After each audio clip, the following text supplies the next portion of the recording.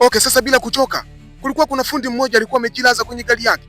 Ghafla akaja huyu madam, unaona? Akaweka juisi chini. Akaanza kuvua sasa lichupi lake. Akaanza kukojoa. Jamaa anashangaa. Huyu dada mbona anakojolea juisi? Anaijaza juisi, ameipunguza, anaijaza. Jamaa akawa anamwangalia, anasema maskini ya Mungu, nimemuonea uchi wake mimi. Jamani, mbona linakojolea juisi lili dada? Yule dada akakojolea ile juisi mpaka akaijaza. Ilikuwa nusu mpaka ikajaa. Unaona? Huyu madam hatujajua nia na malengo, anataka kumpelekea nani? Akaikojolea, akaweka chupi yake pembeni, afu akaikojolea. Unaona, yaani chupi yake kaigusa tu kwa pembeni kidogo, akaisogeza pembeni, akaikojolea juisi ile. Unaona, alafu akafunika.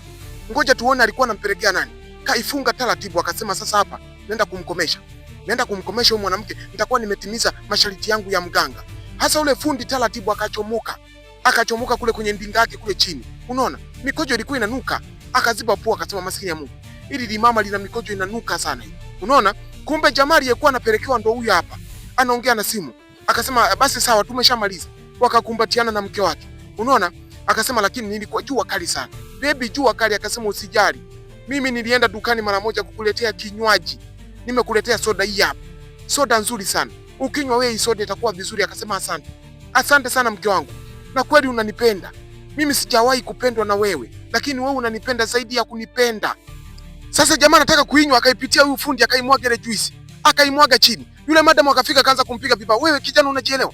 Una akili sasa? Unachukua hii juisi unaimwaga nini? Anampiga vibao. Unajielewa wewe au chizi? Unajielewa au chizi? Unakuja tu kuchukua kinywaji unakimwaga, maana yake nini?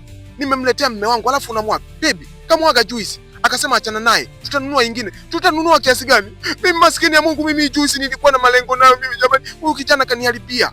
Masharti yangu ameniharibia jamani. Anaongea kimoyomoyo. Wewe kijana wewe, nitakutoa koromeo, nitakutoa roho. Unanijua mimi? Unanijua, unanisikia? Akaanza kumpiga mangumi. Jamaa akaona bora nipigwe ili nimuokoe huyu jamaa. Ngoja tuone episode ya pili itakuwaje. Je, huyu dogo ataongea ukweli na huyu mama atafumaniwa? Ngoja tuisubiri episode ya pili. Okay, mambo vipi? Mambo ni aje? Mimi ndo Lenzo Mike, au sio?